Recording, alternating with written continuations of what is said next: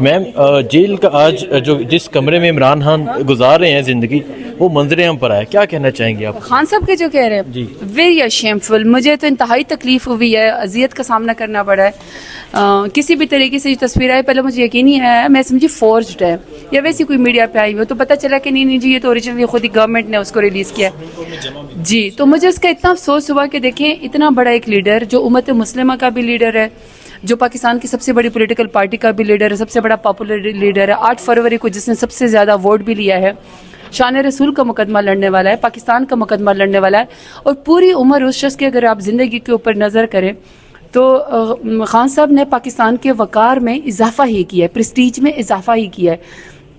جو کمرہ ہے تو جس نے اس کی فوٹوگرافس کھینچی ہیں اس کو تو اینگل ہی شاید نہیں سمجھ آ رہا تھا، کیونکہ وہ اتنا چھوٹا ہے اور اتنے طویل قد و قامت کا جو بندہ ہے وہ اس میں کیسے سروائیو کرتا ہوگا. اور ایکس پرائم منسٹر کا یہ پروٹوکال، یہ اذیت نہیں بنتی. یا تو یہ کہ پھر ہمیں یہ سبق سکھانے کی کوشش کی جا رہی ہے کہ اگر آپ پاکستان کا مقدمہ لڑیں گے، اگر آپ سنسیئر ہوں گے، اگر آپ 25 روپے کے اسٹامپ پیپر کے اوپر پلیٹلیٹس گرا کے ملک سے باہر نہیں بھاگیں گے، اگر آپ کار کی ڈگی میں برقع پہن کے ڈیل نہیں کریں گے، آپ اصولوں کے اوپر پاکستان کا مقدمہ لڑیں گے، تو آپ کو اس طرح کال کوٹڑی کے اندر اس طرح 4x6 فٹ کے کمرے کے اندر جو ہے وہ ڈال دیا جائے گا. ویری سیڈ، بہت ہی مشکل سخت آپٹکس ہیں، اس کو ایبزارب کرنا بھی بہت مشکل ہے.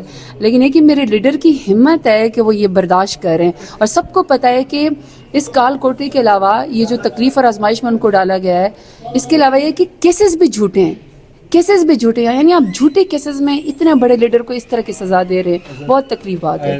علماء بخاری نے کہا ہے کہ عمران خان ہمیں 60 لاکھ ماہانہ پڑتے ہیں، کیا کہیں گے؟ ان الیکٹڈ خواتین ہیں، پتہ نہیں کس کا بیگ پرس اٹھا کے آ جاتی ہیں، پتہ ہوتا نہیں ہے کچھ کسی چیز کا.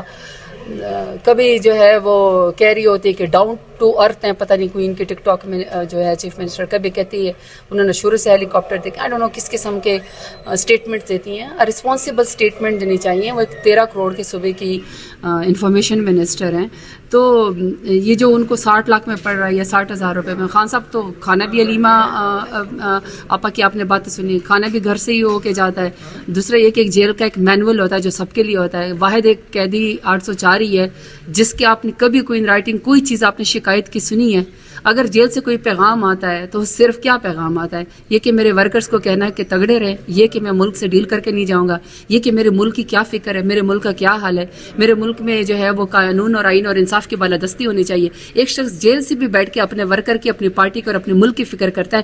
کبھی آپ نے کوئی شکایت سنی، کوئی اتنے مہینوں میں آپ نے کوئی بات سنی کہ اس شخص نے کہا ہو کہ مجھے یہ آسائشیں نہیں ہے، مجھے یہ آسائشیں نہیں ہے؟ تو میں کیا کروں ان پر؟ بہت شکریہ.